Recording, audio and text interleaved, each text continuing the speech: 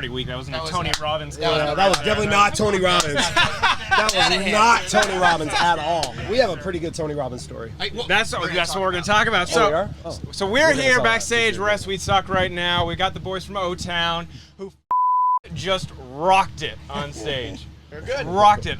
Guys, hands down. That was the best performance out there. Oh, man. By far, so good. Had the energy. Everyone was dancing around. Okay, so we had been talking a little earlier, and we heard Tony Robbins was a big part of your career. Yeah. Can we get the full story? I stopped you last time, but I want to hear the full story. You saved the story to get the story. I was genuine like, version. stop talking. I want to hear it on the podcast. So what is the full story? Well, it goes back to making the band. We, at some point, decided that once one of the members quit, that we were going to be 4 members, and our old manager decided that that wasn't appropriate. We needed to be 5. And we kind of gave him a little bit of a fight back on that. And then he said, okay, fine. Sunday or Saturday, I want you to come by my house. I want you dressed in your Sunday best, and I'm going to have a guest come. And we were like, okay, cool. We showed up at his house, and out of the kitchen comes walking in Tony Robbins. A giant. A giant of a man. So cute. And through a couple of claps and big chest pounds. Does he not have the biggest hands you've ever seen? It's all humongous. hands. They're massive. But he's so infectious, his energy was so big, and he suggested, he was like, listen, 5 is the magic number. And we left, it's the right number, and we, at the end of the session, we were like, you know what, we'll give it a shot. And we started thinking with each other, like, who we'd want to have in the band. Yeah. And collectively, individually, without discussing it with one another yet, we had all decided that we wanted Dan Miller to be in the band. Yeah. Now, mind you, you know this iteration of O-Town is only 4. One of the members quit, Ashley. Dan's still in the band. And it was because of Dan, we feel like we completed, and honestly, it was our first choice as a group that we made together. Yeah. Without any guidance, was getting Dan in the band. And we thought that was one of the, he's not here right now, but he's one of the biggest, one of the best choices we ever made as a band. And we all saw his audition, and when they called the 8, we're like, really? Not that guy? Yeah. Right. Wow, like we were all shocked. Well, that was on the show. Yeah. You know, you actually showed. He didn't make it. We couldn't believe that he didn't make the 8. Yeah. All of us were like, oh, okay, blah, blah, blah. Well, then, when Kaika quit, all of us individually explained to the one person who we would want, and we all said him without talking to each other. It's crazy. Yeah. We all said we want that guy to come back. Have you guys seen Tony since then and Have just not. been like, hey, I I just have want to not. like thank you, Yeah, like thank you you, changed Tony. our lives, like I really want to see him. I really want to thank him. Yeah. It created a trajectory for us that we've yet to stop, right? Like, we held off for 10 years, but it's that same energy, that same spark from that very beginning that fuels us up on stage right now, because we're really genuinely friends. And we love being a team. You know, like being a team and encouraging one another and being there for one another, and those are all sort of the principles that Tony talks about. The best thing about our reunion or us being back together after 10 years is, like, you've said this before, and I love that you said this because it really made me think of this, is that I have 3 of my best friends, like, back in my life now. We're like really best friends. Whereas like that relationship through the breakup, it was just like, oh, birthdays and whatever and like life things, but we weren't talking on the daily basis. So the fact that the fans came back and went and came to see us and we realized that we could be a band, it also rekindled this amazing friendship that we have with each other. It reconnected us with like, our fans, but more importantly, it reconnected us with one another. So how did you guys all come back? Who made the first phone call? It's like, guys, we're all getting messages separately. It was a tweet. It was a tweet. Yeah. Jacob tweeted O-Town reunion in like 2013. Yeah, we're very current. Yeah. Which kind of like, it got a huge reaction. I mean, it got like articles written about Perez it. Hilton like talked about it. Can you guys ask 98 Degrees to shush down? We're trying to have an interview. Give me just over 1 here. second to do an interview. I'll tell you, you know what? Honestly, it sounds so good. I thought they were playing the record, but really, they're singing live. You know what's funny? I didn't It realize sounds it great. didn't go on because they didn't have like the entrance. I didn't hear anyone like screaming. Yeah, just the What music started happened? playing. That was so crazy. And they've never performed in 98 degrees, so that's how come on, they had to. Listen, man. it's 90 We degrees. did You a were big holding show on to with that. 98 Degrees. You We were love those guys. We literally just came from their backstage. They're like mic checking, and we're like, hey, like, do such a good job. Those So wait, are our okay, guys. so this tweet goes out. Yes. It gets probably Yeah, so- retweeted a and that got gazillion us times. talking, and then it actually didn't take. It took another 2.5 years or something for it to actually happen. I think it was the 10-year anniversary, Oh, okay. and we all were like, guys, if we don't do it now, let's stop talking about it. Like it's now or it is never. Like that really is it. And Ashley at that point didn't want to do it. I was living back in California. Dan was in California. They were both there. So it was finally like, this is the easiest it's ever going to be. Ashley, blessing to not do it to go ahead and do it without him. And we've reincarnated it, did 2 records. We've been together twice as long now as we were the first time.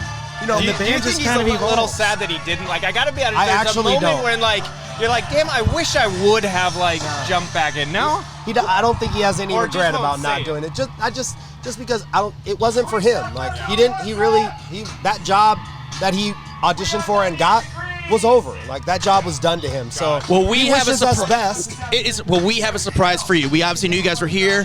We have someone special in the trailer for you. Ashley, come. No, I'm just kidding. You guys are so He is the dad. He is the father. Ashley comes out like more over shit. Yeah. I know, obviously, like people come to ask you all the time. What about Ashley? What about Ashley? Have you guys had any contact with him at all? Is there any are you guys still talking to him? hang out? I still talk to him. Okay. He just turned 40. I've talked to him about his kid just started driving, like whatever. I mean, Yeah. he's not a friend like how we are. Sure, yeah. It's We all not the have same we all friendship. have our different relationships with him. I occasionally talk to him. Dan occasionally talks to him, but we don't like hang out. It's So not like what's next for O-Town? Obviously, you guys have been on tour this summer, selling out places. It's crazy. It's fun to see you guys do together. You guys do covers. You guys do your original music. It's really cool. Are you guys gonna be working on more albums together? I mean, are you guys even like? We were excited that last year was 20th anniversary of making the band. 20 years, man, 20th it's anniversary crazy. of All or Nothing and our record and all these 20s, and we put together a show that we hadn't done before, reviving the songs from the show that we have not performed in 20 years. So it was like a really fun 2020, what we thought. And now, we're kind of like, we're regrouping like everybody else.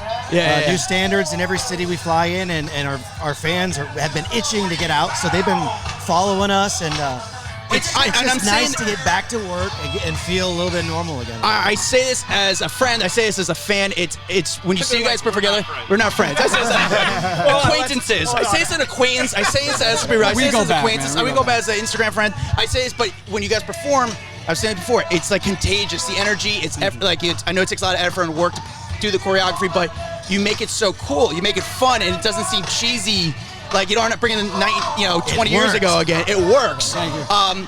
But my question for you guys: I saw a fan on the stage. Had an O-Town tattoo.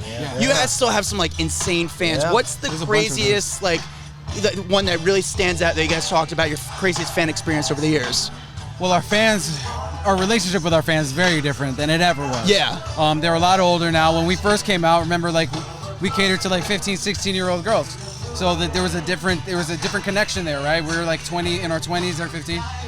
Now we're all adults, and we get a chance to really exchange and talk about real things with them. We're starting a fan club that's coming up in the next few months. and Yeah. Just opening up like ideas with them and getting creative ideas from them and being able to being able to implement those ideas.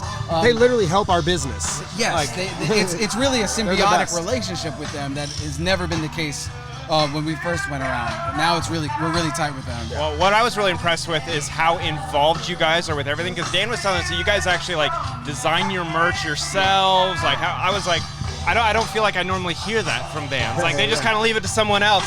So what all are you guys doing that people may not know that you're hands-on with?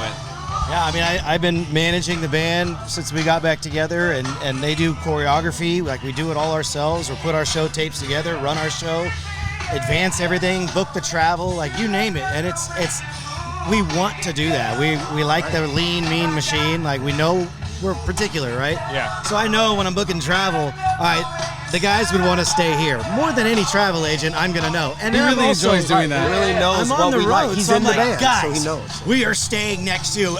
So stoked. Let's go to Top Golf. Wherever we are, we're like, I'm thinking of what would be fun when we can get a few, free hours if we are lucky enough to do that. And I like being able to see the benefit at the end, the bottom line, and what we're able to do with a a crew of like 7, 8 people. You know? Yeah. The best thing that I tell my friends, I barely tell them because it's tooting their horns, but like I'm in a band with like 3 incredibly talented, awesome dudes. Like that their bar for whatever it is that they do, the bar is very high. Yeah. So there's like we don't allow stuff, and it's like the way that we communicate and talk to each other, like, no, not feeling that. We hold each other Like, to a we certain just, standard. it's crazy, man. I love these guys so much. I'm so blessed to be with so much talent. It's crazy. Well, the first time we did it, everything was done for us, essentially. Right. Yeah. Right? Like all the songs were written for us. You know, we kind of walked into a situation, and 20 years later, we realized, well, we missed out on all the fun. Yeah. Like the fun is actually like You know, writing the tunes. The fun is actually putting the show together, not having to be forced to sing certain songs and singing covers that we like. And, and just sort of shifting it and making our own animal. And essentially it's a band because of the time that we spend on stage. But other than that, it's really like a small business that we're all partners Sure. Obviously we all know about the shitty things Lou Pearlman did to the music business, to a lot of artists out there. But what's the one thing that you noticed from him that was a really, like, you learned from him? Like, obviously he had a lot of wisdom. He's been around for a long time. But what's the one thing that still resonates with you guys today that you learned from him? I'm sure we could all pull something different. I think unfortunately, his biggest quality was probably his biggest downfall, which is his ambition. There was this blind ambition that he felt like he can do everything. And unfortunately, I think he started tripping on his own ambition, and I don't think he ever recovered from that. Yeah. But that ambition where I'm going to make a boy band, and then I'm going to make another boy band, and then I'm going to make another one and show you how I do it on TV. Just that idea of like the grandiose ideas that he had of how to be a dreamer and somehow put the pieces together. He didn't do it alone. He had a lot of people in place to help him do it. A very specific thing that I learned from him that I say to my nephews, I say it a lot, like it's my thing, but I realized when I watched an old episode of Making the Band, I was like, oh damn, I got that from Lou, is make a lot of mistakes and don't make the same mistake twice. Interesting. That's a good way of, that's great.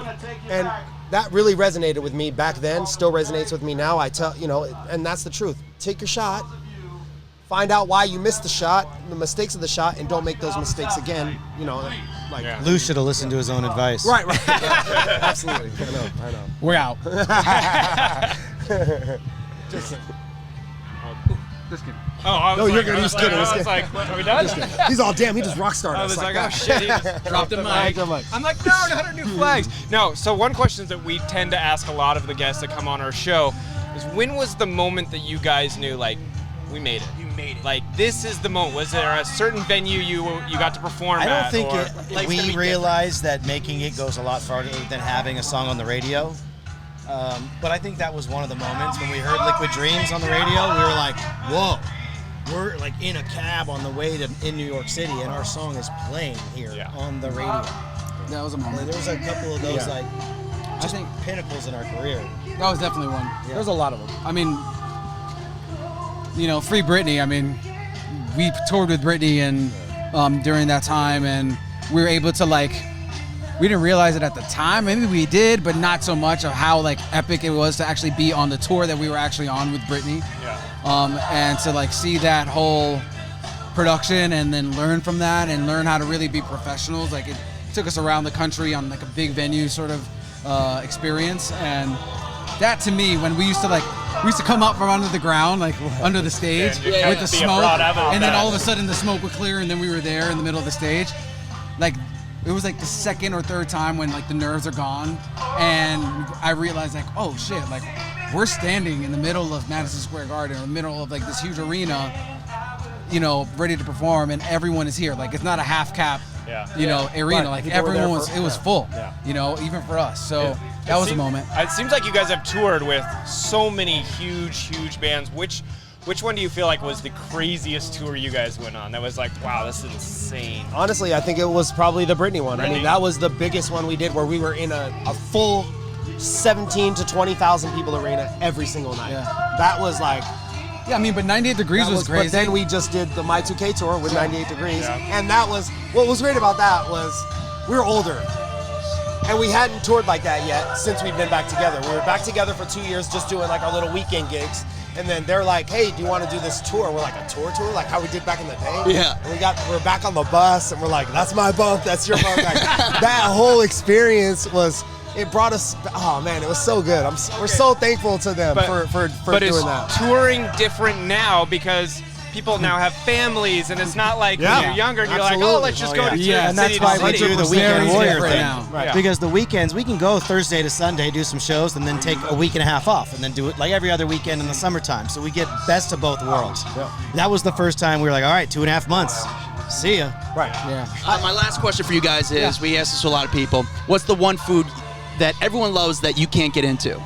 What food? Is there one food that everyone loves that you personally can't get into? Food.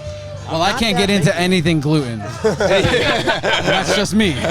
These guys are gluten free. Yeah, these guys are gluten filled. I eat it by the spoonful. It's delicious. I'm like sour cream. Sour cream? I hate. Is it a I just don't texture like- thing, or what is it? I don't like anything like white and cream. Trevor has Sour this cream, like mayonnaise, thing. like He I eat a travels. lot. I eat everything, but like that's just stuff. He I stay travels away with his own Tabasco. That's something people don't usually Like know. a journalist in and Afghanistan. they, now with COVID, they don't really bring you the bottle anymore. They bring you a Right, side they're of it, bringing in the and ramekins. I love eating with him because they bring the one. He's like, cool, like 6 more, and Yeah. they laugh. He's like, but seriously, But I am gonna use all of it. I am gonna eat. And they're like, really? And really, he dumps that much on all his food. That's amazing. Well, listen, O-Town, you guys are great. We're going to have a reunion with you guys and Tony Robbins pretty soon in November. do it. It's going to be pretty awesome. You guys Can't wait. keep crushing it. We're excited to see what you guys do next. Thank you guys so much. Thank you. Excited to see you guys. You guys are kicking ass. Thank you, thank you. Yeah, man. Now let's get back and watch the Cheers. end of 98 Degrees, who was trying to ruin our interview with her singing.